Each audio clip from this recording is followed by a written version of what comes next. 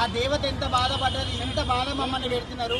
మేము ఇప్పుడు private parts కూడా ఓపెన్ చేసి చూపించుకోవాల్సిన సిచ్యువేషన్ వచ్చిందంటే ఇదంతా గవర్నమెంట్ అండి. లాస్ట్ టైం కూడా ఇక్కడే జరిగింది మాకు. అసలు ఎవరు ఒక మనిషిని కొట్టే రైట్స్ ఎవరు ఇచ్చారు? అంత హీనంగా జుట్లు బట్టి తిప్పి కొట్టేంత రైట్స్ ఎవరు ఇచ్చారు? ఎవరు ఇచ్చారు గవర్నమెంట్ కి? అసలు మాకు అర్థం లాఠీ చార్జ్ ఎందుకండి? మేము దొంగలమా?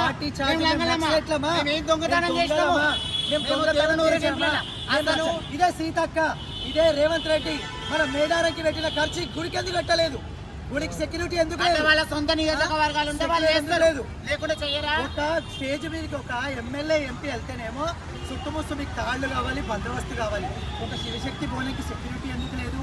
ఒక పటం వేసుకుంటే మాకు షెడ్యూల్ ఇవ్వట్లేదు, మాకు షెడ్యూల్ బంద్ చేసిరు. అదే షెడ్లలో మేము గత 2003, 2002లో మేము పటాలు వేసి బోనాలు అంగరంగా.